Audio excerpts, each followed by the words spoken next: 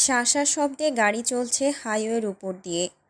শীতলরা ভাই বোনরা মজা করতে করতে যাচ্ছে রিসোর্টের উদ্দেশ্যে। কখনো তারা একযোগে গান গাইছে, কখনো হৈ হৈ করছে, কখনো পেছনের গাড়িকে টেক্কা দিতে পেরে একযোগে হেসে লুটুপুটি খাচ্ছে। এরই মধ্যে পুরনো ঘটনা স্মরণ করে একে ওকে পচাচ্ছে, গাল ফুলাচ্ছে, খুনসুটি মারামারি করছে। গাড়ির মধ্যে শুদ্ধই শুধু নিশ্চুপ। সে একমনে অভিজ্ঞ হাতে গাড়ির হুইল ঘোরাতে ব্যস্ত। কিছু জিজ্ঞাসা করলে হ্যানাতে জবাব দিচ্ছে, নতুবা চুপ থাকছে, যা স্বভাব তার। শুদ্ধর পাশের সিটে শীতল বসেছে, পেছনের সিটে সাম্য, সৃজন, সায়ন, সকাশ, স্বর্ণ। পেছনে বসতে চেয়েছিল শীতল, কিন্তু সায়ন ইশারায় স্বর্ণের পাশে বসতে চাওয়ায় সে সামনে বসেছে। সায়নকে সুযোগ দিয়েছে স্বর্ণের পাশে বসতে, কিন্তু এখানে বসে তার দম আটকে আসছে, অস্থির অস্থির লাগছে। শুদ্ধর গায়ের পারফিউমের সুগন্ধ নাকে এসে ধাক্কা দিচ্ছে। ঝাঁকঝাঁক কথারা পেটে খোঁচাখুচি করলে কণ্ঠস্বর যেন কেউ চেপে ধরে আছে। কম্পিত হাতজোড়া মুঠো করে ধরায় হাতের তালু ঘেমে একাকার। বুকের ভেতরে ধুকপুকানি শব্দটা যেন বেরিয়ে চলেছে। এসব কেন হচ্ছে? ভয় নাকি অন্য কিছু? যদি অন্য কিছু হয় তাহলে সেটা কি? খোলা জানালা দিয়ে বাইরে তাকিয়ে এসবই ভাবছে সে। তবে তার মাথায় ঘুরপাক খাচ্ছে অন্য চিন্তা। বিগত কয়েক মাস যাবৎ সায়ন তাকে শুদ্ধর ব্যাপারে বারবার সিরিয়াস হতে বলছে, নানানভাবে বোঝাচ্ছেও বটে। বোঝানোর মূল কারণ যাতে তার মনে শুদ্ধর প্রতি সফট কর্নার তৈরি হয়। কিন্তু কেন জানি তার সাথে স্বাভাবিক হতে গেলে উল্টো কিছু ঘটে যায়। কথায় কথায় দ্বন্দ্ব লেগে যায়, দ্বন্দ্বে রেশ ধরে মারও খেতে হয়। এমনটা কেন হয়? মনের টান নেই বলে, নাকি জোরপূর্বক সে স্বাভাবিক হওয়ার ভান করে বলে? কিছুক্ষণ আগেও সায়ন ভাই কী সব বলে মনের অশান্তি বাড়িয়ে দিল। ধুর, ভালো লাগে না এসব। আর কিভাবে শুদ্ধকে বাধ্য করবে সম্পর্কে জড়াতে? শুরুটা করবেই বা কী দিয়ে? মানুষটা যে পরিমাণের রাগী, যদি থাপ্পড় মেরে বসে। থাপ্পড় না মারলেও চেলাকাট দিয়ে আধমরা ঠিকই করবে। অতপর জিজ্ঞাসাও করতে পারে, আমার সাথে প্রেম করবি? শখ মিটেছে প্রেম করার? না মিটলেও বল, যত্ন করে বাকি হাড্ডিগুড্ডি ভেঙে প্রেমের ভূত মাথা থেকে নামাই। মনে মনে এসব ভেবে একবার শুদ্ধর দিকে তাকাতেই চোখাচোখি হলো। বিনিময়ে সে মিষ্টি করে হাসল, কিন্তু হাসির বিনিময়ে শুদ্ধ নজর সরিয়ে সামনের দিকে দৃষ্টি নিবদ্ধ করল। অশান্ত ব্যাঙাচির হঠাৎ শান্ত হয়ে বসে থাকার কারণ খুঁজছিল শুদ্ধ। তাছাড়া সে খুব ভালো করে জানে শীতলের দস্যিপনা মানে সব স্বাভাবিক, আর চুপচাপ থাকা মানেই বুঝতে হবে কোনো জট পাকানোর পায়তারা করছে। সে আবার তাকালো, এবারও চোখাচোখি হলো। শীতল পূর্বের মতো করেই হাসল। তা দেখে শুদ্ধর ভ্রুজোড়া কুঁচকে গেল। সন্দেহ আরও প্রবল হলো। একে এখন বকবক করাতে হবে, নতুবা রাগাতে হবে। না হলে পেট থেকে কথা বের করা যাবে না, আর কথা না বের করলে জানা যাবে না মনে মনে কি ঘোট পাকাচ্ছে। তাছাড়া বাড়ি আসা অবধি খেয়াল করেছে সায়নের সাথে গোপন মিটিং চলে শীতলের। সায়ন কী সব বলে আর মুখ ভোঁতা করে সে শোনে। বলা বাহুল্য, চৌধুরী বাড়ির ছেলে মেয়েদের মধ্যে সবচেয়ে বিচ্ছু হচ্ছে শীতল আর সায়ন। এদের পেটে পেটে প্রচুর শয়তানি বুদ্ধি। দুই বিচ্ছু একসাথে গুজুর গুজুর করা মানেই বড় কোনো কেলেঙ্কারির পূর্বাভাস। এসব ভেবে শুদ্ধ বলল, পানি খাবি? না। খারাপ লাগছে? না। তবে পানি খাবো। শুদ্ধ পানি দিল, সেও সময় নিয়ে পানি খেলো। মুখ মুছে বোকা বোকা হাসল। তারপর বলল, আপনার ফোনটা দিন তো শুদ্ধ ভাই। শুদ্ধ কথা বাড়ালো না, লক খুলে দিল। শীতল ব্যস্ত হাতে নোটপ্যাডে কিছু টাইপ করে শুদ্ধকে দেখালো। সেখানে লেখা, আমার কিছু বলার আছে। শুদ্ধ লেখাটা দেখল। বলতে অনুমতি দিতেই শীতল ঢোক গিলে কপালে জমা ঘাম মুছে জানালো পরে বলবে। শুদ্ধ আর জোরাজুরি করল না। তখন সাম্য বলল, আইসক্রিম খাবে। তাকে দেখে বাকিরাও জানালো তারাও খাবে। অগত্যা এক সাইডে গাড়ি দাঁড় করিয়ে শুদ্ধই নামলো গাড়ি থেকে। রাস্তা পার হয়ে ওপাশে চলে গেল আইসক্রিম আনতে। শীতলের প্রচুর অস্থির লাগছে। কিছু কথা মনের ভেতর টকবক করে ফুটছে। কি মনে করে গাড়ি থেকে নামলো সে। তাকে দেখে সায়নও নামলো। শীতলের চিন্তিত মুখ দেখে মুখ টিপে হাসল। তারপর ফিসফিস করে বলল, নার্ভাস? আজ মনের কথা বলতেই হবে। আমি পারবো না ভাইয়া। তাছাড়া পৃথিবীতে কি ছেলের অভাব হলো? পৃথিবীতে ছেলের অভাব না, তবে একজন নিঃস্বার্থ জীবনসঙ্গী পাওয়া খুবই টাফ। শুদ্ধ তোর জন্য বেস্ট অপশন। ভাইয়া বাদ দাও না প্লিজ। তোর ভালোর জন্যই বলছি বোন। শখ আর তুই কেউই আমার কাছে কম না। দুজনই আমার জান বাচ্চা। আমি যা করছি জেনে বুঝেই করছি। বাইরের পৃথিবী সম্পর্কে তোর ধারণা নেই। তুই ভাবতেও পারবি না এই পৃথিবীতে ভালোবাসার নামে কত কি ঘটছে প্রতিনিয়ত। একটা মেয়ের জন্য একজন ছায়াসঙ্গী কতটা জরুরি। তিক্ত কথা কি জানিস? মেয়েরা যদি লয়াল জীবনসঙ্গী পায় তবে সে ইহজীবনেই জান্নাতের সুখ পায়। আর যদি জীবনসঙ্গী অমানুষ হয় তাহলে দুনিয়াতে নরক যন্ত্রণা অনুভব করে। তুমি যেমন আমার ভাইয়া, তেমনি শুদ্ধ ভাইয়াও তো। শুদ্ধর আসন বদলে ফেল। আমি শুধু তোর ভাইয়া, শুদ্ধ নয়। তুমি এরকম কেন করছো ভাইয়া? কেন বুঝতে পারছো না? আমি ভয় পাচ্ছি, খুব ভয় লাগছে আমার। বাড়িতে জানাজানি হলে আব্বু আম্মু মেরেই ফেলবে আমাকে। তুই শুধু শুদ্ধকে কাবু কর, বাকি সব সেই সামলে নেবে। আমি যেমন তোর বোনের সমস্যায় ঢাল হয়ে দাঁড়াই, তেমনি তোর রক্ষা কবচ হবে শুদ্ধ। আমার কথাটা শোন বোন, আমার আল্লাহর করে কসম বলছি, এসবের পেছনে আমার কোনো স্বার্থ নেই। আমি শুধু চাই তোরা ভালো থাক। শুদ্ধ ভাই কেন, আর কেউ কেন নয়? কারণ আমার মতে ওর মতো লয়াল ছেলে তোর জন্য খুঁজে পাবো না। এতদিন তোকে যথাসাধ্য বুঝালাম, কে, কি, কেন, কিভাবে এক প্রশ্নের উত্তর বারবার দিয়েছি। এবার যা করার তোকেই করতে হবে। এখন যদি মনে হয় তুই পারবি না তাহলে আমিও আর কিছুই বলবো না। শুদ্ধ আসছে, আপাতত টপিক চেঞ্জ কর। শীতল মাটির দিকে তাকিয়ে আছে। ভীষণ কান্না পাচ্ছে তার। হঠাৎ করেই সব জটিল হয়ে যাচ্ছে কেন? যাকে নিয়ে ওসব কিছু ভাবেনি হঠাৎ তাকে ভালোবাসবে কিভাবে? স্বপ্ন সাজাবে কিভাবে? যাকে ভাই বলে ডেকেছে তাকে কিভাবে? সায়ন শীতলের মনের কথা বুঝলেও কিছুই বলল না। কারণ সে বেঁচে থাকতে শীতলকে অন্য কারো সাথে সম্পর্কে জড়াতে দেবে না। আর না অন্য কারো বউ হতে দেবে। শখকে আটকাতে পারবে না। কারণ সে তার আপন বোন, আপন রক্ত। তাকে রাখার অজুহাতও নেই। তবে শীতলকে চোখের সামনেই রাখবে, কারণ চাচাতো বোন বিয়ে করা জায়েজ। শীতল মেয়ে হয়ে জন্মেছে যখন বিয়ে তো দিতেই হবে। তাহলে শুদ্ধর সাথে কেন নয়? সেই পাত্র শুদ্ধ কেন নয়? যদি সে বেঁচে থাকে তবে শীতলই হবে শুদ্ধর সহধর্মিণী। সে তাদের বিয়ে দেবে, নিজে প্রধান সাক্ষী হবে এবং একদিন দেখিয়ে দেবে এই টম অ্যান্ড জেরি হবে বেস্ট জুটি, বেস্ট কাপল।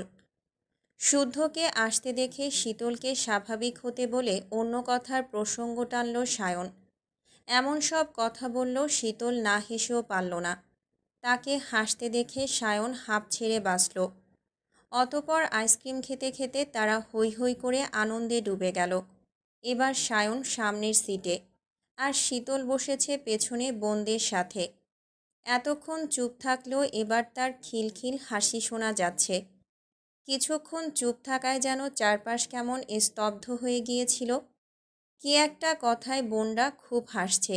তাদের এত হাসতে দেখে সায়ন ঘাড় ঘুরিয়ে একবার তাকালো। তারপর আরাম করে বসে মনে মনে আওড়ালো, তোরা সারা জীবন এভাবেই হাসি খুশিতে থাক। তোরা ভালো থাকলে আমিও ভালো থাকব। আর তোদের ভালো রাখতে যখন যা করার আমি সায়ন তাই করব। শারাফাত চৌধুরীর গাড়ি রিসোর্টে প্রবেশ করার পরপর শুদ্ধদের গাড়িও এসে থামল।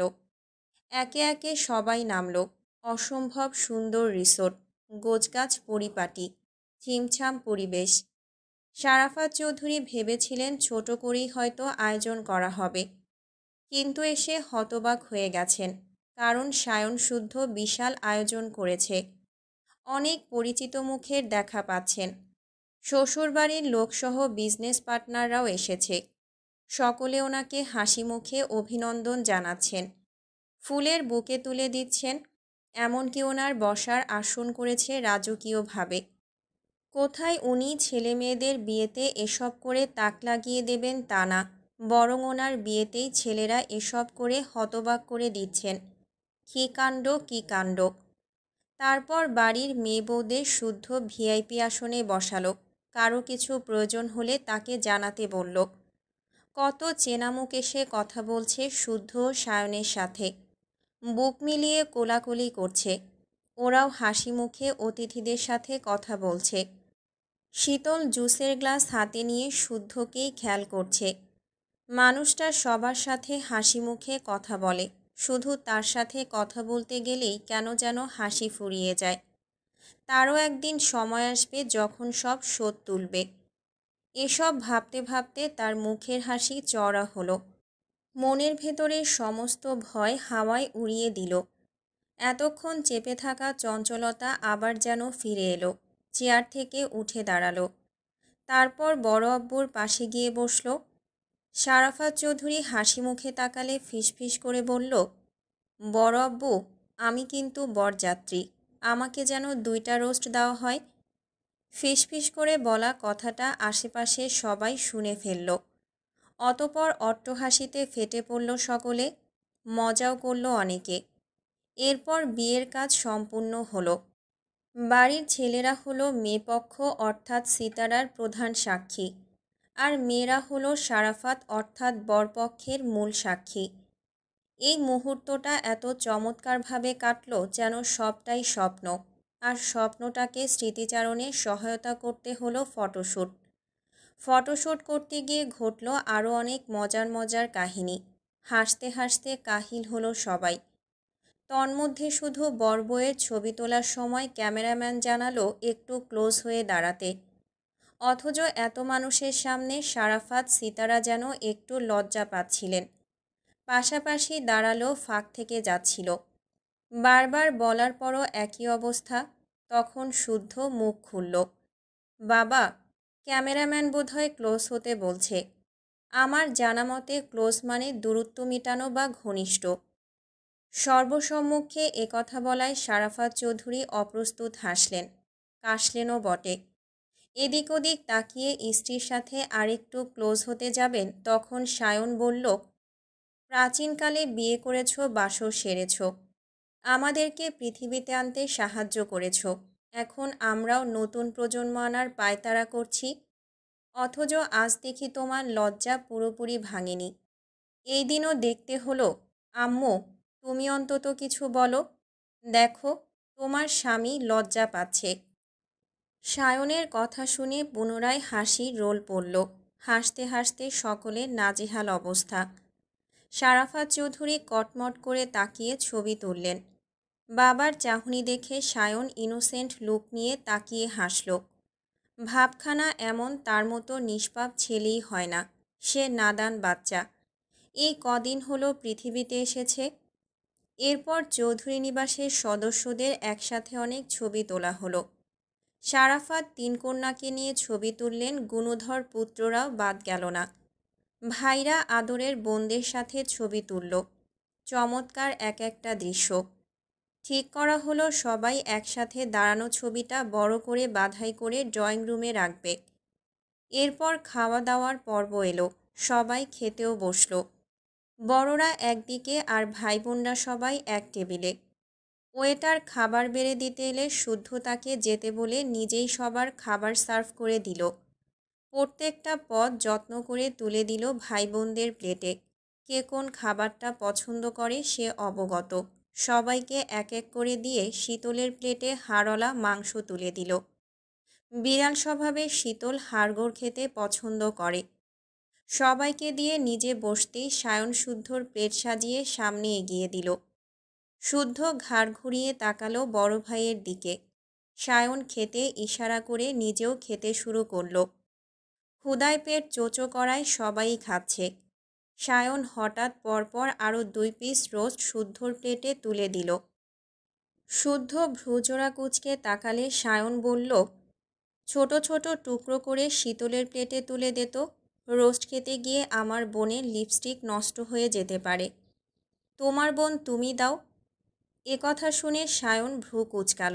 তারপর অতি সন্তর্পণে তার পাশে বসা স্বর্ণকে ইশারা করে বলল, আমি তোর বোনকে দিচ্ছি, তুই আমার বোনকে দে। শোধবোধ। তাদের 2 ভাইয়ের ফিসফিস কথা কেউ খেয়াল করেনি। বোনরা খেতে খেতে তখনকার ছবি তোলা নিয়ে গল্প করছিল। সাম্য সৃজন বোরহানির গ্লাস ফাঁকা করতে ব্যস্ত। শুদ্ধ আর কথা বাড়ালো না, মাংসের ছোট ছোট টুকরো শীতলের প্লেটে তুলে দিতে লাগল। শীতল মুখ তুলে তাকিয়ে খুশি হলো। তবে কিছু বলতে গেলে শুদ্ধ বলল, দ্রুত খাওয়া শেষ কর, নয়তো এখানে রেখেই চলে যাব। শুদ্ধর কথা শুনে শীতল দাঁত কপাটি বের করে হাসল। তারপর জবাব দিল, যান, আপনাকেই নিতে আসতে হবে। রাইস দেব? না। স্যালাড? না। পানি? না। তাহলে মুখের দিকে না তাকিয়ে থেকে খাওয়া শেষ কর। হুম। শীতলের হঠাৎ সায়নের দিকে নজর পড়ল। সায়ন মিটিমিটি হাসছে। ওর আর বুঝতে বাকি রইল না বড় মহারাজ আবার কলকাঠি নেড়েছে। তবে শুদ্ধকে জ্বালানোর সুযোগও মিস করল না। শুদ্ধ মাংসের টুকরো দিতেই থাকলো আর সে খেতেই থাকলো। দুটোর জায়গায় 3টে রোস্ট খাওয়াও শেষ। 4 নম্বর চলমান। শুদ্ধ নিজের খাওয়া রেখে দাঁতে দাঁত চেপে শীতলের প্লেটে মাংসের টুকরো দিতে দিতে বলল, কত বছরের অনাহারী তুই? খবরদার বলছি, খাওয়ার খোটা দেবেন না। বড় আব্বুকে বলে দেব কিন্তু। বল, এক্ষুনি বল। না বললে থাপড়ে গাল ফাটিয়ে দেব বেয়াদব। যান, খাবই না আর। খাবার নষ্ট হোক, তারপর দেখ তোর অবস্থা কী করি। খেলেও বকছেন, আবার না খেলেও বকছেন। সমস্যা কি আপনার? শেষ কর বলছি। তারপর খাওয়া দাওয়ার পর্ব শেষ করলো তারা। এদিকে সময়ও শেষের দিকে। মেহমানরা অনেকেই চলে গেছেন। ওনারাও যাওয়ার জন্য কেবলই পার্কিং লটে দাঁড়িয়েছেন। এরই মধ্যে সায়ন শুদ্ধর কথা কাটাকাটি সবার কানে গেল। 2 ভাইয়ের হঠাৎ কী হলো কেউ কিছুই বুঝল না। শুদ্ধ যে প্রচণ্ড রেগে গেছে তার হাতে থাকা কোল্ড ড্রিঙ্কসের ক্যান ছুঁড়ে মারা দেখে সবাই বুঝল। ওদিকটা ফাঁকা। আশেপাশেও তেমন কেউ নেই। শুদ্ধ সহজে রাগে না। সচরাচর তাকে সহজে রাগতে দেখা যায় না। কিন্তু যখন রাগে, যার উপরে রাগে তার জীবনে ঝড় তুলে দিতে বিন্দুমাত্র কার্পণ্যবোধ করে না। এতক্ষণ তো সবই ঠিক ছিল। হঠাৎ কী হলো যে 2 ভাই রণমূর্তি রূপ ধারণ করল? 2 ভাইয়ের কথা সিরিয়াস হয়ে যাচ্ছে দেখে শারাফত ও সাফওয়ান চৌধুরী এগিয়ে গেলেন। শুদ্ধ অগ্নি চোখে তাকিয়ে আছে বড় ভাইয়ের দিকে। তবে সায়ন হাসছে। আর এই হাসি শুদ্ধর রাগের মাত্রা শতগুণ বাড়ালো। সে কাউকে কিছু বলার সুযোগ না দিয়ে গাড়ি ছাড়াই হনহন করে সেখান থেকে বেরিয়ে গেল। না কারো ডাক শুনল, না কেউ তাকে থামাতে পারল। সায়নকে জিজ্ঞাসা করলেও কোনো জবাব পাওয়া গেল না। এরপর অনেকগুলো গিফট বক্স গাড়িতে তুলে বাকিদের থেকে বিদায় নিয়ে ওনারাও বাড়ির উদ্দেশ্যে বেরিয়ে পড়ল। এদিকে সিদ্দিকের অবস্থা পাগলা কুকুরের মতো। ছেলেকে কোনোভাবেই জামিন করাতে পারেননি উনি। এই উকিল তো সেই উকিল, কেউই কেস নিচ্ছে না। কেন নিচ্ছে না এর জবাব এখনও মেলেনি। ছেলেটা দেশে এসেই ফেঁসে গেছে। কতবার বারণ করেছিলেন চোখ কান খোলা রেখে চলতে। ওনার চারপাশে শত্রুপক্ষ গিজগিজ করছে, কিন্তু ছেলে কর্ণপাতই করেনি। এদিকে কনকের ধর্ষিত বোনটা মারা গেছে। কনক এখন নিজে যেন ভেঙে পড়া কলাগাছ। তাকে দিয়ে কোনো চাল চালাবে সেই সুযোগও নেই। কিন্তু থেমে থাকলে তো হবে না। উনি কাটা হাত পাগুলো দেখেছেন। কাটার ধরন দেখে চিনতে অসুবিধা হয়নি এই কাজ আজমের। সায়নের ডান হাত আজম, অর্থাৎ সায়নই সব ঘটিয়েছে। ভেবেছিলেন ছেলেটাকে কদিন প্রাণপণে উঠতে দেবেন, বন্দির আগে মুক্তির স্বাদ নেওয়াবেন। কিন্তু এই ছেলে আজকাল যা করছে মনে হচ্ছে এখনই ছাই দিয়ে খপ করে ধরতে হবে। যাতে পিছলে যেতে না পারে। এসব ভেবে সে কল করলো ইয়াসিন নামে সেভ করা নাম্বারে। কিন্তু কল রিসিভ হলেও কেউ কথা বলল না। শুধু শোনা গেল কোনো মেয়ের চাপা গোংরানোর সুর, কান্নার শব্দ। একটু পরে কল কেটে মেসেজ এলো, ডোন্ট ডিস্টার্ব পার্টনার। উফ, চরম মুডে আছি। মুড নষ্ট হলে তোমার মেয়ে বউকে দিয়ে আমার মুড উঠাবো বলে দিলাম। মেসেজ পড়ে রাগে সিদ্দিকের পুরো শরীর জ্বলে উঠল। হাতের ফোনটা শক্ত করে চেপে ধরে দাঁতে দাঁত চেপে বলল, ব্লাডি হোল, ওসব নিয়েই থাক তুই। তোরও তেজ কমাবো, শুধু সময়ের অপেক্ষা। এয়ারপোর্ট থেকে বেরিয়ে কেবলই রাস্তায় এসে দাঁড়িয়েছে রুবাব। সুদর্শন যুবকটাকে দেখে অনেকেই ঘুরে ঘুরে তাকাচ্ছে। পরনের পোশাকে স্পষ্ট উচ্চবংশের ছেলে সে। হাঁটার স্টাইল নজর কাড়া। হাতে থাকা নামি দামি ওয়াচের টাইম দেখে বারবার তাকাচ্ছে নক্ষত্র ভরা আকাশের পানে। চলমান শিপে থাকাকালীন বারবার আকাশ দেখে। আকাশের রং দেখে অবস্থা বোঝার চেষ্টা করে। সেটাই আজকাল অভ্যেস হয়ে দাঁড়িয়েছে। এদিকে সন্ধ্যার আজান হয়েছে, 1 ঘন্টা পেরিয়ে গেছে। ধরণীর বুকে নেমেছে গাঢ় অন্ধকার। ঘড়ির কাঁটা তখন কয়টায় হবে? 7:30টার মতো। যানজটে রাস্তায় জ্যাম বেঁধেছে। যানজটও তার ভালো লাগছে। আপন দেশ বলে কথা। সে পুনরায় আকাশের দিকে তাকিয়ে বুক ভরে শ্বাস টানল। দেশে ফিরল প্রায় 7 মাস পর। কাউকে বলে না আসায় গাড়ি আসেনি বাড়ি থেকে। উবারই শেষ ভরসা। আর দাঁড়িয়ে না থেকে 2 হাতে দুটো ট্রলি নিয়ে সামনে এগোতেই একটা গাড়ি এসে থামল তার সামনে। এভাবে গাড়ি থামায় বিরক্তও হলো। দুটো গালি ছুঁড়ে মারার আগেই গাড়িতে বসা একজন মুখ বাড়িয়ে জিজ্ঞাসা করল, আপনি কি রুবাব ভাই? জি। আপনাকে তো ঠিক চিনলাম না। শুদ্ধ ভাই আমারে পাঠাইছে গাড়িতে উঠা আহেন, যাইতে যাইতে কথা হবেনে। শুদ্ধ পাঠিয়েছে? যে। আমি তো আসার কথা কাউকেই জানাইনি। তাহলে জানলো কিভাবে? আমি কইতাম কেমনে?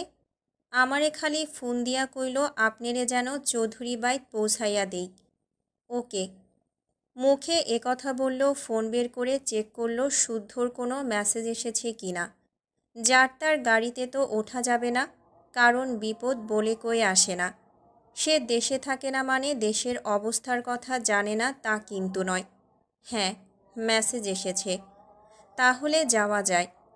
তারপর আজমের সাথে গল্প করতে করতে সে রওনা হলো চৌধুরী বাড়ির উদ্দেশ্যে।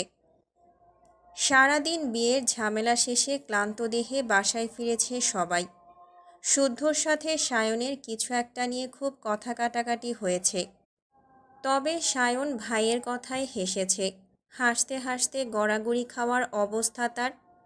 ভাইকে হাসতে দেখে শুদ্ধ রাগে জেদে সবার আগে রিসোর্ট থেকে বাসায় এসে ফ্রেশ হতে ওয়াশরুমে ঢুকেছে।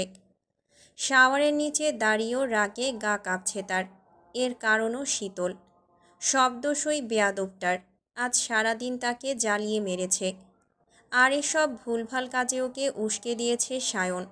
ভালোবাসার জীবাণু টিবাণু বলে আজাইরা সব যুক্তি দিয়ে ব্রেনওয়াশ করেছে গাধীটার। কদিন ধরেই হচ্ছে এসব। মাথা মোটা গাধীটাও সেসব ব্রেনে ঢুকিয়ে তাকে জ্বালাচ্ছে। যখনই শীতলের দিকে তাকিয়েছে তখনই দেখে শীতল আগে থেকেই তার দিকে তাকিয়ে আছে। মানে হয় কোনো এসবের? সে সময় নিয়ে শাওয়ার নিয়ে বের হতেই দেখে শীতল বিছানায় বসে আছে। পরনে অনিয়ন কালারের শাড়ি, খোলা চুল, কপালে ছোট্ট একটা কালো টিপ। দুপুর থেকে মাথায় হিজাব পরা থাকলেও এখন এলো চুল। ওকে দেখেই শুদ্ধ খাটের নিচে থাকা চেলাকাঠটা নিয়ে এক বাড়ি বসিয়ে দিল শীতলের বাহুতে। শীতল উফ মা বলে কোকিয়ে উঠল। অন্য সময় হলে হাউমাউ করে কেঁদে উঠত, কিন্তু এখন কাঁদা তো দূর, বসা থেকে উঠে দাঁড়িয়ে তারই পায়ের পাতার উপর উঠে দাঁড়িয়েছে। চোখে ভয়ে লেশ মাত্র নেই। শীতলের পাগলামি দেখে স্থির হয়ে দাঁড়িয়ে আছে শুদ্ধ। কেবলই শাওয়ার নিয়েছে, তারপরেও দরদরিয়ে ঘামছে সে। কানের পাশ দিয়ে গড়িয়ে যাচ্ছে সরু চিকন ঘাম। তার পায়ের পাতার উপর দাঁড়ানো শীতলকে বড্ড বেশি অচেনা লাগছে। চোখে অন্যরকম চাহনি। ঠোঁটে যেন সর্বনাশা কিছুর ইঙ্গিত। তবে সে কিছুতেই এসবে প্রশ্রয় দেবে না। তাই শীতলকে সজোরে ধাক্কা দেওয়ার আগেই শীতল শুদ্ধর কাঁধ শক্ত করে আঁকড়ে ধরল। অতপর কিছু বুঝে ওঠার আগেই শুদ্ধর কানে 2 ইঞ্চি নিচে নরম মাংসে চুমু এঁকে বসল। হঠাৎই নরম ওষ্ঠের ছোঁয়ায় কেঁপে উঠল শুদ্ধর সর্বাঙ্গ। চোখে মুখে স্তম্ভিত ভাব। কেবলই কি ঘটল তা বুঝে ওঠার আগেই শীতল ফিসফিস করে বলল, শুদ্ধ ভাই, আপনার নামে যদি 2-1টা কলঙ্ক মাখি আপনি কি রাগ করবেন? শুদ্ধ হতবাক, হতবম্ব চোখের চাহনি। ঘাড়ের কাছটা শিরশির করছে। কি হয়ে গেল? কি ঘটালো ওই মেয়ে? এর ধারণা আছে সে কি করেছে? আর কিসের আবদার করছে? তার নামের কলঙ্ক মাখার। কলঙ্কের মানে বোঝে সে? আবদার করে কলঙ্ক মাখে গায়, তা আবার তার নামের কলঙ্ক। সে কিয়ৎক্ষণ কোনো কথাই বলল না। বলা বাহুল্য, বলতেই পারল না। শুধু নিশ্চল হয়ে শীতলের কাজল চোখের দিকে তাকিয়ে রইল। ঝোঁকের বশে অঘটন ঘটিয়ে এখন মৃদুভাবে কাঁপছে শীতল এবং কাঁপুনির মাত্রা বাড়ছে। চোখে চোখ রাখতে পারছে না, ঘামছে। বুঝতে বাকি নেই সায়নের ফাঁদে পা দিয়েছে শীতল। সায়নের কথায় তার রাগ ভাঙানোর জন্য এই কাজটা করেছে। মোট কথা দুটোতে মিলে তাকে গেমের গুটি বানাচ্ছে। কিন্তু সে সেটা হতে দেবে না। আজ অবধি নিজের বানানো গেমে অন্যকে গুটি বানাতে অভ্যস্ত সে। হঠাৎ গুটি হবে কিভাবে, তাও জেনে শুনে? হাস্যকর। এতদিনের অভিজ্ঞ খেলোয়াড়ের অভ্যেস কি ছাড়া যায়? মোটেও না। তাই সে ঠান্ডা চাহনি নিক্ষেপ করে হাড়হিম করা কণ্ঠে বলল, সত্যি ভালোবাসিস আমাকে? হুম। কতটা? অনেকটা। বিয়ে করবি? শীতল নিশ্চুপ। শুদ্ধর ঠান্ডা চাহনি দেখে ঠকঠক করে কাঁপছে। চোখের পানি আপনা আপনি পড়তে শুরু করেছে। তাকে কাঁপতে দেখে শুদ্ধ পুনরায় বলল, প্রেম চাস নাকি প্রেমিক? দুটোই। হুম, যে কোনো একটা অপশন। প্রেমিক। সামলাতে পারবি? পারবো। বাড়ির সবার সামনে দাঁড়িয়ে এখন যা বললি বলতে পারবি? তোর বড় আব্বুর থেকে আমাকে চেয়ে নিতে পারবি? কি হলো, বল। এক বুক সাহস নিয়ে উঁচু কণ্ঠে বলতে পারবি, তুই আমার বউ হবি? কিরে, পারবি না? কথা বল। এখন চুপ কেন? সৎ সাহস নেই? কিরে, উত্তর দে। এখন সব ভালোবাসা উবে গেল? সর যা। তোরা কেউ আমার চোখের সামনে আসবি না। আজকের পর থেকে তোরা আমার কেউ না। কেউ না। যারা অকারণে আমার ইমোশন নিয়ে খেলতে চায়, মিথ্যা ভালোবাসার দাবি নিয়ে এসে আমাকে ফাঁদে ফেলে চরমভাবে দুর্বল করতে চায়, তারা আমার কেউ হতেই পারে না। এ কথা বলে শীতলকে নিজের থেকে সরিয়ে বাইকের চাবি নিয়ে হনহন করে রুম থেকে বেরিয়ে গেল শুদ্ধ। গ্যারেজ থেকে বাইকটা নিয়ে বের হতেই সায়নের সাথে মুখোমুখি হলো। সায়ন কিছু বলতে গেলে বাইকের গতি দ্বিগুণ বাড়িয়ে পাশ কাটিয়ে চলে গেল। শুদ্ধর থমথমে মুখ দেখে সায়ন বলল, ওহ শিট, বলেই ছুটল বাড়ির দিকে। প্রাণপণে ছুটে তার বাইকের চাবিটা নিয়ে সেও বাইক ছুটালো রাগান্বিত ভাইয়ের পেছন পেছন। বাইকের গতি বাড়িয়েছে সায়নও। কিছু দূর গিয়ে দূর থেকে সে শুদ্ধকে একটু দেখতে পেল। শুদ্ধর বাইকের স্পিড দেখে সায়নের কালো ঘাম ছুটে গেল। ভাই যে বড্ড খেপেছে। এখন এই পাগলটাকে থামাবে কিভাবে? কিভাবে কি করবে সে? তার মাথাও কাজ করা বন্ধ করে দিল। অজানা এক ভয়ে বুক কাঁপতে লাগল। এই ছেলের বাইকের যা গতি, না থামালে নির্ঘাত সে অ্যাক্সিডেন্ট করবে। আপাতত আর কিছু ভেবে পেল না, তাই সে বিপরীত পথ ধরল। কিন্তু তাতেও কোনো কাজ হলো না। তবে আগে পিছে চলতে থাকলো দুই ভাইয়ের দুটো বাইক। সায়ন যখন একটু নাগাল পেল তখন চেঁচিয়ে বলল, শুদ্ধ, শুদ্ধ দাঁড়া। বাইক থামা ভাই। আমার কথাটা অন্তত শোন। শীতলকে ভালোবাসতে হবে না। জীবনেও বলবো না ওকে ভালোবাসার কথা। যা বলেছি তার জন্য আমি সরি। ভুলে যা সব। শীতলকে বারণ করে দেব। সেও তোকে আর কখনো জ্বালাবে না। ভালোবাসার দাবি নিয়ে তোর সামনে আসবে না। এবার একটু শান্ত হ। স্পিড কমা ভাই। এই ভাই, আমার কথা শোন না ইয়ার। প্লিজ, প্লিজ থাম। সামনে হাইওয়ে। স্পিড কমা কুত্তার বাচ্চা। এই, এই ভাই, অ্যাক্সিডেন্ট হয়ে যাবে। পায়ে পড়ি এবার থাম। থাম না শুদ্ধ। সায়নের ব্যাকুল কণ্ঠস্বরে শুদ্ধর মন গলল না। শুনেও শুনল না ভাইয়ের আর্তনাদ। শুধু চোয়াল শক্ত করে তীক্ষ্ণ দৃষ্টিতে সামনে তাকিয়ে রইল। তার মস্তিষ্ক তখনও এলোমেলোভাবে ঘুরপাক খাচ্ছে কিছুক্ষণ আগের ঘটনায়। চোখের পাতায় জলজল করে ভাসছে কারো কান্না ভেজা চোখ। কানে বাজছে কম্পিত স্বরে বলা, শুদ্ধ ভাই, আপনার নামে কলঙ্ক মাখতে চাই। এদিকে সায়ন তখনও অনুরোধ করেই যাচ্ছিল। বারবার বলছিল বাইক থামাতে, বসে কথা বলতে। শুদ্ধ নিজেও অনুভব করল তার শরীর অবশ হয়ে আসছে। হাত পা কাঁপছে। কাপা হাতে ব্রেক ধরে রাখা মুশকিল। তখন তার বাইক হাইওয়ে পেরিয়েছে। এরপর এলো নির্জন এক রাস্তা। এরপর ছুটে চলেছে ব্রিজের উপর দিয়ে। ব্রিজের নিচে নদীর পানি অশান্তভাবে বয়ে চলেছে। বইছে অবাধ্য বাতাস। মাথার উপরে নক্ষত্র ভরা আকাশ। ব্রিজের উপর দুই ভাইয়ের বাইক তীব্র গতিতে ছুটে চলেছে। কেউ থামছে না, কারো থামার ইচ্ছেও নেই বোধহয়। তখন একটা মালভর্তি ট্রাক দ্রুত গতিতে ছুটে এলো। তাদের দেখে বারবার হর্ন বাজাচ্ছে ট্রাক ড্রাইভার। ট্রাক দেখে সায়নের গলা শুকিয়ে কাঠ। এত বাতাসে কপালে সরু ঘাম। শুকনো গলায় সায়ন তখনও প্রাণপণে চেঁচাচ্ছে, ট্রাক আসছে ভাই, স্পিড কমা। আল্লাহর দোহাই লাগে, কথা শোন। শুদ্ধ শুনল কিনা বোঝা গেল না, তবে তাকে অবাক করে দিয়ে ব্রেক থেকে দুই হাতই সরিয়ে নিল। ব্যাপারটা খেয়াল করে সায়ন চিৎকার করে বলল, আমার কসম পাগলামি করবি না শুদ্ধ।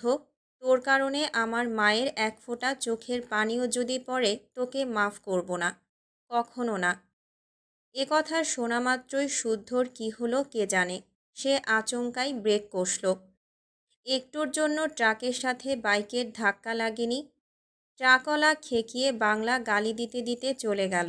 শুদ্ধ তখনও দুই চোখ বন্ধ করে অনড় হয়ে বসে আছে। সায়ন দ্রুত বাইক থামিয়ে নেমে পড়ল। বাইক স্টার্ট করারও হুঁশ নেই তার।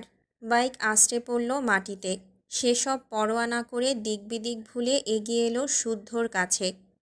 শুদ্ধর শার্টের কলার ধরে বাইক থেকে নামিয়ে সজোরে একটা ঘুষি বসিয়ে দিল নাক বরাবর।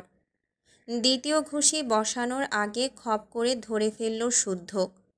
হঠাৎ গায়ে হাত তোলায় সেও রাগান্বিত দৃষ্টিতে তাকিয়ে রইল বড় ভাইয়ের দিকে। তীব্র রাগে সেও ফুঁসছে। তখন সায়ন শুদ্ধর বুকে সজোরে ধাক্কা দিতেই শুদ্ধ দুই পা পিছিয়ে গেল।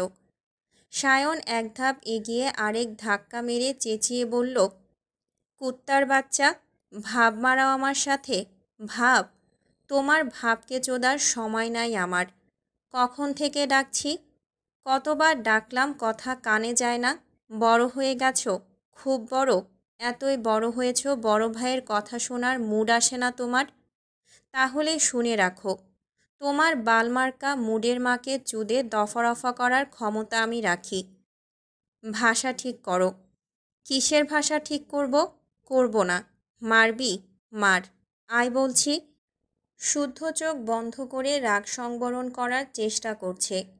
রাগে মাথা থেকে পা অবধি জ্বলছে। সায়ন যদি তাকে মেরে টুকরো টুকরো করে ফেলেও তবুও সে ভাইয়ের গায়ে হাত উঠাতে পারবে না, কখনো না। তাকে চুপ থাকতে দেখে সায়ন পুনরায় চেঁচিয়ে বলল, সামান্য ব্যাপারে এত সিন ক্রিয়েট করার কি আছে? কি এমন হয়েছে যে এত রাগ দেখাতে হবে? মানুষ চাচাতো বোনকে ভালোবাসে না? আমি বাসিনি? আমি কি মরে গেছি, নাকি আমার দেহ পচে গেছে? তোমার কাছে সামান্য হলেও আমার কাছে তা নয়। তাহলে তোর কাছে কি? বল, কি সমস্যা তোর? শীতল তোর যোগ্য না? কোন দিক থেকে কম সে? পেশার ভিত্তিতেও কম মেয়ে তো দেখিসনি। আমার বোন কি ওই রকম? আজকালকার যুগে ওর মতো সরল নরম কাদামাটি আর পাবি? ভালো জিনিস জুটাতে চাচ্ছি, গায়ে লাগছে না, তাই না? তোমার বোন বিশ্ব সুন্দরী হোক, রূপে গুণে অনন্য হোক, তাতে আমার কিছুই যায় আসে না। যে মেয়ে সর্বসম্মুখে আমাকে চাইতে পারবে না সেই মেয়ে আমার না হোক। সে ছোট মানুষ, তোমার মতো বালপাকনা বুদ্ধি নিয়ে ঘোরে না, এটা বোঝো না? আগে সময় দিয়ে দেখতি, তারপর না হয় যা সিদ্ধান্ত নেওয়ার নীতি। ছোট, অবুঝ, সরল বলে এতদিন ছাড় দিয়েছি, কিন্তু তোমরা আজ যা করেছ যথেষ্ট করেছ। এবার থামো, নয়তো আমাকে বাড়ি ছাড়তে হবে। ভাইয়ের কথা শুনে সায়ন থমকে গেল। হতবাক তাকিয়ে রইল ভাইয়ের কঠিন মুখের দিকে। দুই ভাইয়েরই চোখ লাল বর্ণ। দুজনেই হাত মুষ্টিবদ্ধ করে চোখে চোখ রেখে কথা বলছে। দুজনেই জেদি ও কঠিন কণ্ঠস্বর। শুদ্ধর কথায় সায়ন কিছুক্ষণ নীরব থেকে বলল, সত্যিই কি শীতলের প্রতি তোর কোনো ফিলিংস নেই? যদি না থাকে তাহলে এত প্রশ্রয় কেন দিস? এত বকিস মারিস, তবুও মেয়েটা তোর কাছেই যায়। কেন যায়? কারণ তুই শাসনের সাথে প্রশ্রয়ও দিস। তোর রুমের পাসওয়ার্ড আমি ভাই হয়েও জানি না। কেন? ফোনের লক আমাকে দিসনি কেন? তোর পছন্দের পারফিউম ভেঙে চুরে শেষ করার পরও তুই নীরব কেন? তোর রুমে অন্য কারো ঢোকার পারমিশন নেই, তাহলে শীতল কেন ইচ্ছে মতো ঢোকে? ঢুকতে দিস কেন? জবাব দে। শীতলকে কিডন্যাপ করার পর এত উন্মাদ হয়েছিলি কেন? সামান্য জ্বর এলে বকতে বকতে সবার আগে তুই ডাক্তারের কাছে কেন ছুটিস? কেন তুই ব্যতীত অন্য কেউ তাকে বকলে কড়া ভাষায় অপমান করতে ছাড়িস না? এসবের উত্তর দিতে পারবি? বুকে হাত রেখে বলতে পারবি তুই শখ স্বর্ণের মতো শীতলকেও একই নজরে দেখিস? বল, মুখে একটাবার বল হ্যাঁ। তাহলে আমিও কথা দিচ্ছি, আর কখনোই এই ব্যাপারে কথা বলবো না। আন্নার শীতলকে তোর চোখের সামনে থাকতে দেব। তবে কি ধরে নেব নীরবতাই সম্মতির লক্ষণ? শুদ্ধর কাছে কোনো জবাব নেই, সে নিশ্চুপ। বলা বাহুল্য, সে ছোট থেকে নিজ মর্জিতে চলা ছেলে। আজ অবধি তার উপর কেউ কখনো কারো সিদ্ধান্ত চাপিয়ে দিতে পারেনি। ভদ্রতা কিংবা অন্য কিছুর অজুহাতে সেও কারোর সিদ্ধান্ত মুখ বুজে মেনে নেয়নি। যদি নিত তাহলে আজ সে সায়েন্টিস্ট নয়, মেরিনার পেশায় কর্মরত থাকত। দিনের পর দিন থাকতে হতো শিপে, পরিবার স্বজন ছাড়াই সময় কাটত সমুদ্রের শান্ত অশান্ত পানির উপরে। অথচ সে বরাবরই চাইত সায়েন্টিস্ট হতে। নতুন কিছু তৈরির নেশা তাকে জেঁকে ধরত, কিছু করার জন্য হাত নিষ্পিস করত। মোট কথা সে বরাবরই একরোখা, যেদি যা করবে ঠিক করেই ছাড়বে, এবং যা আমার সেটা কেবল আমারই, এই নীতিতে বিশ্বাসী ছিল, এখনও আছে। যেখানে সে অন্যের মতের ভিত্তিতে কখনো এক পাও ফেলেনি, সেখানে জীবনসঙ্গী বাছাইয়ের ক্ষেত্রে তা মানবে কেন? আর কাকে মানার কথা আসছে? ওই বেয়াদব অবাধ্য গাধীটাকে, যে ভালোবাসার মানেই বোঝে না, শাসন বোঝে না, চোখের নিগুড় চাহনি বোঝে না, শাসনের আড়ালে আগলে রাখা বোঝে না, যার নিজের অনুভূতি সম্পর্কে সামান্য জ্ঞানটুকু নেই। তাকে চাইবে? তাকে না, কখনো না। মোদ্দা কথা, যে মেয়ে মুখ ফুটে তাকে চাইতে পারবে না, যার চোখে মুখে বিন্দু পরিমাণ ভালোবাসার লেশমাত্র থাকে না, যে বাবা মায়ের মারের ভয়ে ভালোবাসার কথা জানাতে ভয় পায়, পিছিয়ে যায়, তাকে চাইবে সে? তাহলে বলতেই হয় এটা ভুল ধারণা। কারণ সে সস্তা না। তাকে পেতে হলে অবশ্যই সর্বসম্মুখে দাঁড়িয়ে মুখ ফুটে চাইতে হবে, চোখে চোখ রেখে বলতে হবে, শুদ্ধ, ভালোবাসি। নয়তো তাকে পাওয়া তার জন্য অসম্ভব। বলা বাহুল্য, আজ যদি কেউ এক ফোঁটা শুদ্ধর ভালোবাসার দাবি নিয়ে মুখোমুখি দাঁড়াতো, আর সে যদি তা অনুভব করতে পারত, ওই ভালোবাসাটুকু, তাহলে সে চাওয়ার আগেই নিজেকে বিলিয়ে দিত। শুধু পরিবার নয়, পুরো পৃথিবী দুই হাতে সামলে নেওয়ার দায়িত্ব নিত। কিন্তু তা হয়নি। হয়নি। কি হয়েছে? কেউ মিথ্যা ভালোবাসার দাবি নিয়ে সামনে এসেছে, যেখানে ভালোবাসা, ভরসা, বিশ্বাস বলে কিছুই ছিল না। তাহলে কেন গ্রহণ করবে মিথ্যা ভালোবাসা? সে কি এতই ঠুনকো, নাকি এতই সস্তা? পৃথিবীর বুকে এমন কেউ আছে যে মিথ্যে ভালোবাসার কথা যেন গ্রহণ করে কিংবা করতে পারে? তাও আবার এসবে সাহায্য করে তারই বড় ভাই। সেও একবারও ভাবল না এভাবে ভালোবাসা হয় না। এসব সম্পূর্ণ মনের ব্যাপার, দুই একদিনের কোনো গেম নয়। ভাবনার মতো জীবন এত সহজও নয়। মন এত বোকা নয় যে ওকে ভালোবাস বললেই ভালোবাসা হয়ে গেল। এরা যা করেছে মোটেও ভালো করেনি, মোটেও না। মনে মনে এসব ভেবে শুদ্ধ বাইকের উপর বসতেই সায়ন তার বাইকের চাবি কেড়ে থমথমে সুরে বলল, কথা শেষ করে যা। কিসের কথা?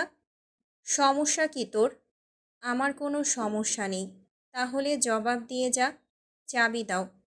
শীতলকে মেনে নে। এত কিছু বলার পরও শুদ্ধ নীরবতা সহ্য হলো না সায়নের। সে পকেট হাতড়ে তার ফোন বের করে আজকের তোলা শীতলের একটা ছবি বের করলো। তারপর সেই ছবির উপর শুদ্ধর এক হাত চেপে ধরে তেজি সুরে বলল, এবার বল ভালোবাসিস না? তার প্রতি কোনো ফিলিংস কাজ করে না? যদি মিথ্যা বলিস তাহলে শীতল যেখানেই থাকুক, যে অবস্থাতেই থাকুক, ধরফরিয়ে মরুক, আমি গিয়ে দাফন করব তাকে। এ কথা শুনে শুদ্ধ হাত ছাড়াতে গেলে সায়নের জেদটা যেন বেড়ে গেল। সে শুদ্ধর হাতটা আরও শক্ত করে চেপে ধরল। সে উত্তর জেনেই ছাড়বে। ভাইয়ের ছেলে মানুষই দেখে শুদ্ধ বিরক্ত হলো। তবে কোনোভাবেই তার হাতটা শীতলের ছবির উপর ধরে রাখা গেল না। এবার উত্তরও সুস্পষ্ট। সায়ন বুঝে আচমকাই হো হো করে হেসে উঠল। হাসতে হাসতে মাটিতেই বসে পড়ল। চোরের ধর্ম চুরি করে বলা আমি চুরি করিনি, অথচ তলে তলে শিক কেটে বসে থাকে। অবশ্য চোরের ধর্মে একটু হেরফের না হয়ে এক পক্ষে ভালোই হয়েছে। নতুবা ভাজা মাছটি উল্টে খেতে জানে না, এই প্রবাদটির একটু হলেও কদর কমে যেত। সে খুব ভালো করেই জানে এই ছেলে ভাঙবে তবুও মচকাবে না। হঠাৎ কিছু মনে হতেই সায়ন তড়িৎ বেগে দাঁড়িয়ে গেল। এগিয়ে এসে শক্ত করে জড়িয়ে ধরল শুদ্ধকে। ইস, তখন রাগের মাথায় মেরেছে, বকে দিয়েছে। পরক্ষণেই শুদ্ধর গালে চুমু এঁকে বলল, সরি ভাই। শুদ্ধ বিরক্ত মুখে নিজেকে ছাড়িয়ে বাইকের চাবি নিয়ে ওর বাইকে স্টার্ট করল। তাকে যাওয়ার প্রস্তুতি নিতে দেখে সায়নও হাসতে হাসতে বাইক টেনে তুলল। তারপর ধীরে সুস্থে বাইকে স্টার্ট করল। দুজনেই স্বাভাবিক গতিতে যাচ্ছে। তখন সায়ন বলল, বাড়ি চল, কাজ আছে, তুমি যাও। দেরি হবে? যেখানে যাচ্ছিস যা, তবে প্রথম সেহরিটা যেন বাড়িতেই হয়। শুদ্ধ কোনো জবাব দিল না। অনেকটা পথ দুই ভাই একসাথে এসে হাইওয়ে থেকে ভিন্ন পথ ধরল। কিছু কথা, কিছু প্রশ্ন অপ্রকাশিত থেকেও প্রকাশ হয়ে গেল আজ যেন। তবে একটা কথা না বললেই নয়। মাঝে মাঝে নীরবতা রাগ বাড়ায়, রাগে বাড়ে অভিমান, অভিমানে বাড়ে দূরত্ব। শুদ্ধ জানে না আজকের পর থেকে শীতলের সাথে ঠিক কতটা স্বাভাবিক হতে পারবে, আর শীতলই বা সেটা কীভাবে নেবে। তবে যেটাই হোক এর শেষও দেখে ছাড়বে। বড় মামি, মেজো মামি, ছোট মামি, শখ, স্বর্ণ, ছুটকি, কইরে সব। ট্রলি হাতে দরজা দিয়ে ঢুকতে ঢুকতে সমানে চেঁচাচ্ছে রুবাব। ড্রয়িং রুমে কেউ নেই দেখে তার কণ্ঠস্বর সমানে বাড়ছে। সারাদিনের ধকল কাটিয়ে সবাই ফ্রেশ হয়ে বিশ্রাম করছিল। আজ রাতে প্রথম সেহরি, আগামীকাল প্রথম রোজা। বাড়ির সবাই রোজা থাকবে। ছোট বড় সবার পছন্দের দিকটাও খেয়াল রাখতে হবে। বাচ্চাগুলো ঘুম থেকে উঠে ঝাল তরকারি খেতে পারে না, তারা খাবে দুধ ভাত। একে একে সেসব কিছুরই জোগাড় করতে হবে। তাই তিন গিন্নি বিশ্রাম নিয়ে একটু পরে নিচে নামতেন। কিন্তু খুব পরিচিত কারো হাঁকডাক শুনে একে একে সকলে ছুটে এলেন। সাম্য কোথা থেকে দৌড়ে এসে রুবাবের গলা ধরে ঝুলে পড়ল। সৃজন পিঠের উপর উঠে বসল। গলায় টান খেয়ে রুবাব ওমাগো বাঁচাও বাঁচাও করে চেঁচাচ্ছে। সিরাত এসে বাদর দুটোকে কোনো মতে সরালো। রুবাব কাশতে কাশতে অভিযোগ ছুড়ল, চৌধুরীর এক একটা ছানা এক এক রকমের বজ্জাত, পেছন পাকা সব কটা।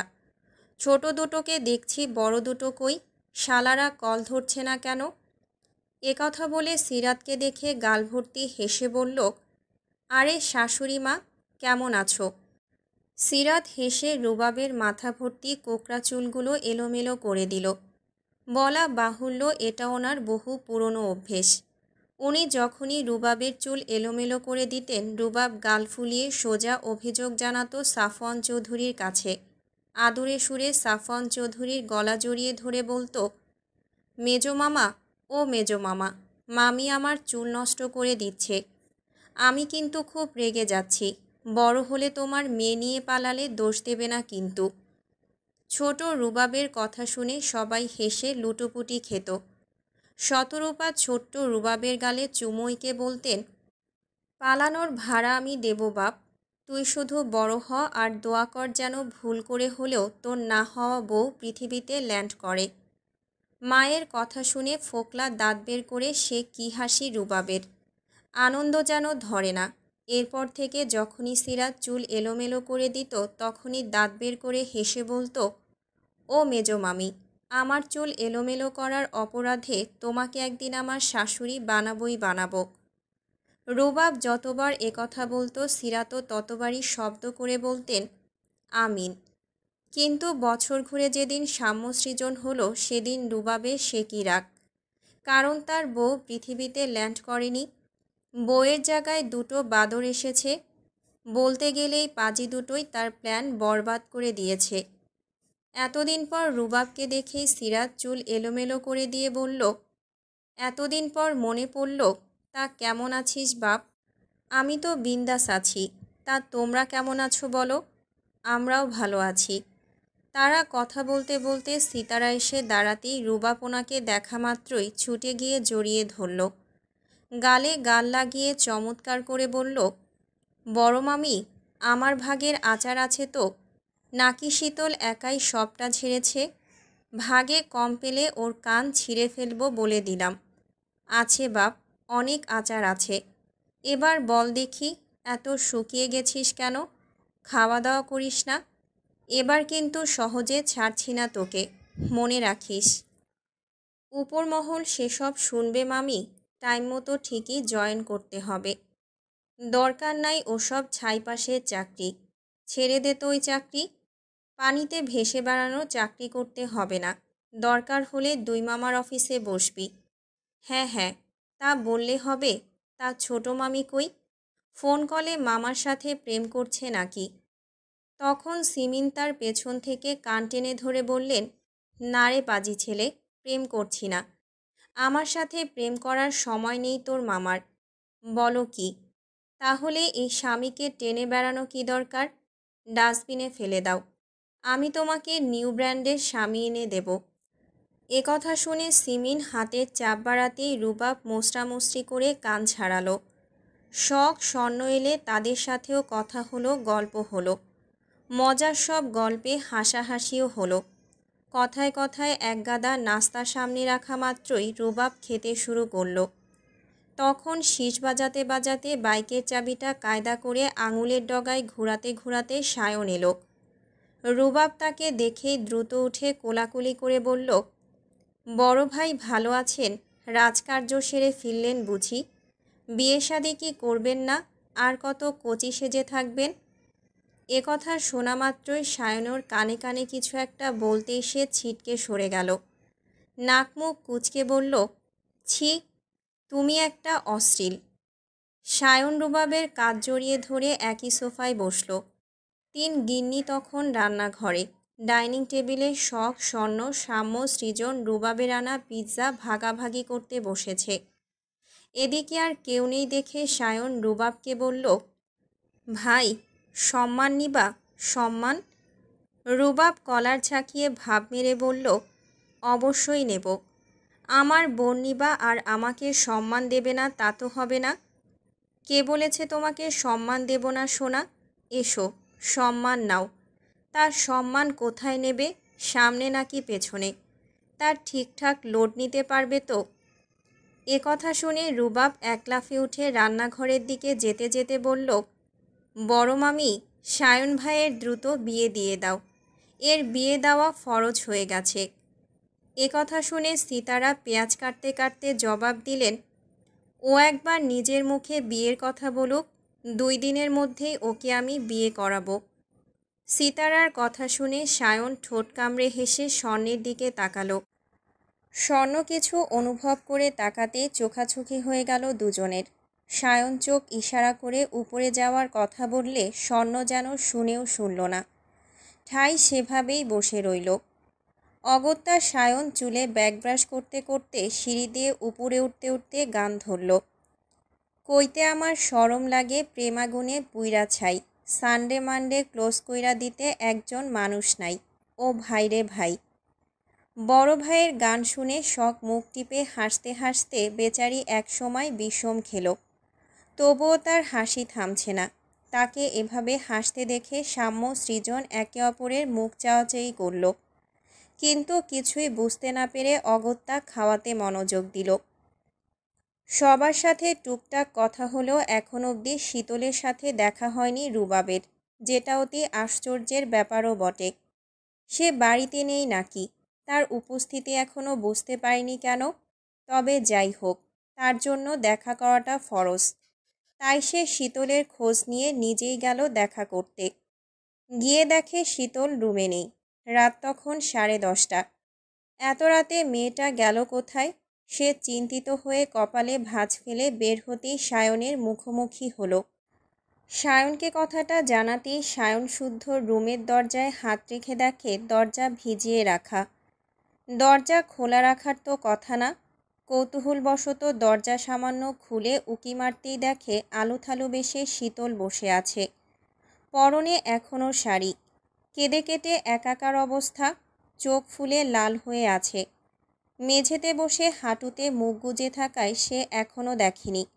তবে একটু পরে রুমে কারো উপস্থিতি বুঝে চোখ তুলে তাকাতেই দেখে রুবাব সায়ন দাঁড়িয়ে আছে। তাদের দেখা মাত্রই শীতল ঠোঁট উল্টে ভ্যা ভ্যা করে কেঁদে দিল। কান্নার দমকে কথা বলতেও পারছে না সে। সায়ন দ্রুত হাঁটু গেড়ে বসে তার মাথায় হাত বুলিয়ে বলল, কি হয়েছে পাখি, কাঁদছিস কেন? রুবাবও বসল। সেও ভ্রু কুঁচকে তাকিয়ে আছে। তারপর সায়নের থেকে শীতলকে ছাড়িয়ে আলতো করে শীতলের দুই চোখের পানি মুছে দিল। তারপর মাথা নাড়িয়ে কাঁদতে বারণ করে বলল, কি হয়েছে ছুটকি, বল আমাকে। শুদ্ধ ভাই, ওর সাথে কথা হয়েছে আমার, জরুরি কাজ পড়ে গেছে, ফিরতে দেরি হবে। রেগে আছে খুব। রাগিয়েছিস কেন? তোকে শিখিয়ে দিই একটা, তুই করিস আরেকটা।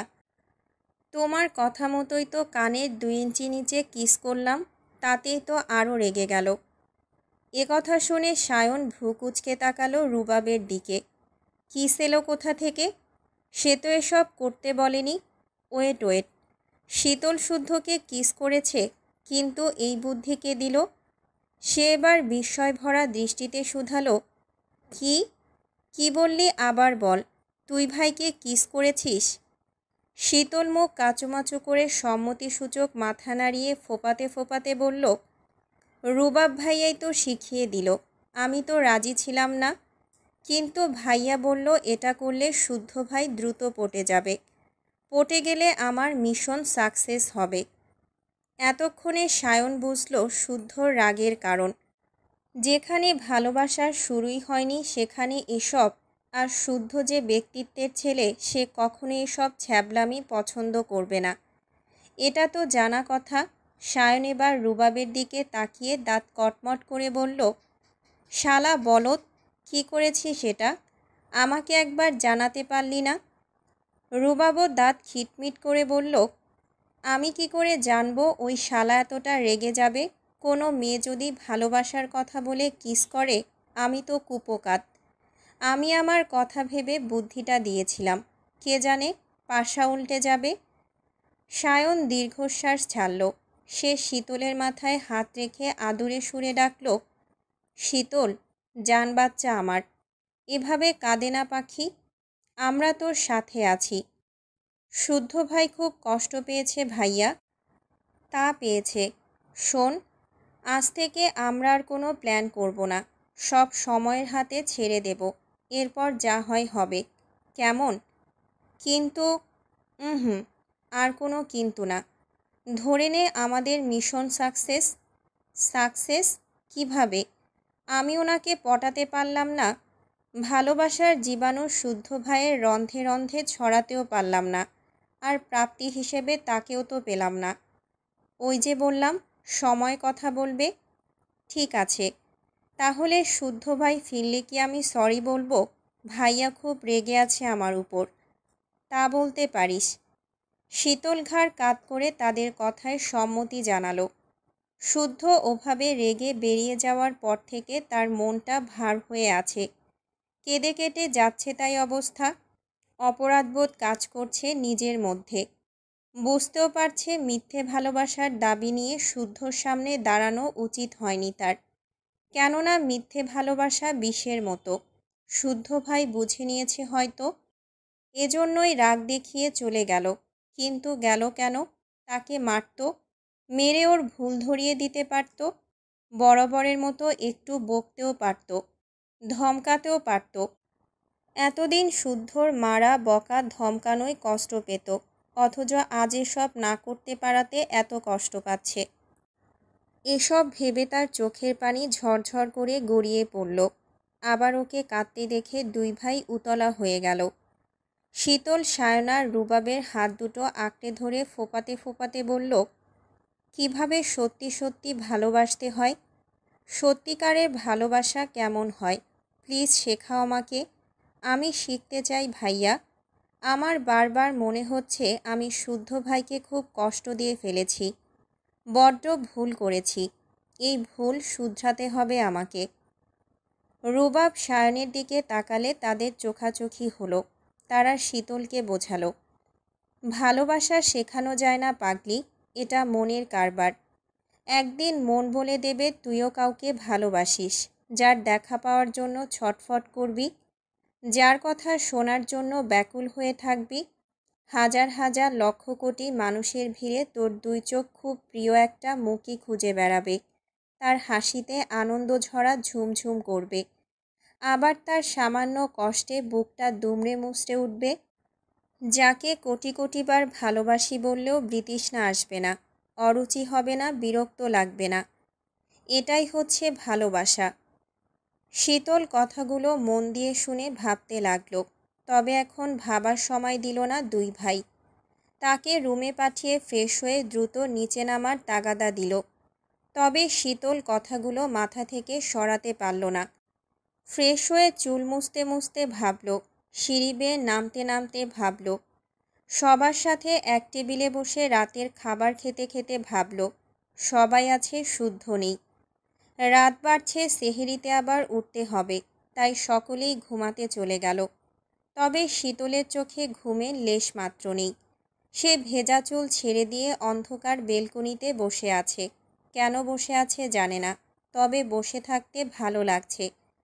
আচ্ছা, শুদ্ধ ভাই এখনও ফিরছে না কেন? এত রাত করে বাইরে থাকা কিসের? কি এমন জরুরি কাজ করছে যে এত রাত হচ্ছে? এসব ভাবতে ভাবতে বাইকের শব্দ পেল।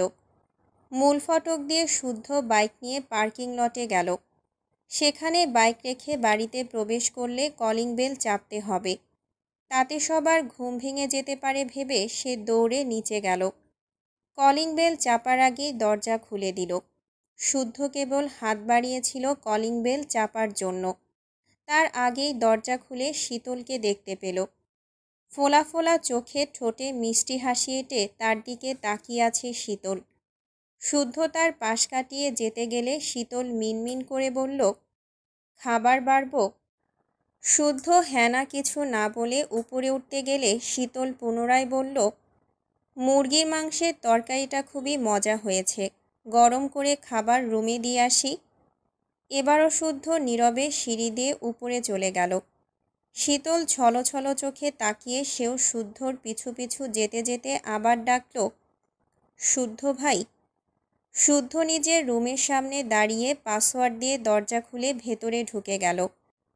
একবার পেছন ফিরে তাকালে দেখতে পেত অপরাধবোধে কাতর হওয়া এক মানবীকে, যে অশ্রুভেজা চোখে তার দিকেই তাকিয়ে আছে। শুদ্ধ চলে গেলে শীতলের মনে পড়ল সরি বলা হয়নি। সে চোখ জোড়া মুছে দরজায় পাসওয়ার্ড ইন করতে ইনকারেক্ট পাসওয়ার্ড দেখালো। একবার দুইবার তিনবার করে একই পাসওয়ার্ড দিলে বারবার ইনকারেক্ট পাসওয়ার্ড দেখালো। অবাক হলো। চতুর্থবার পাসওয়ার্ড দিতে দরজায় হাত লাগানো মাত্রই কারেন্টের শক লাগলো। শকে গোটা শরীর ঝাঁকুনি দিয়ে উঠল। দ্রুত হাত সরিয়ে 2 পা পিছিয়ে অবাক হয়ে দরজার দিকে তাকিয়ে রইল। আগে কখনো তো এমনটা হয়নি।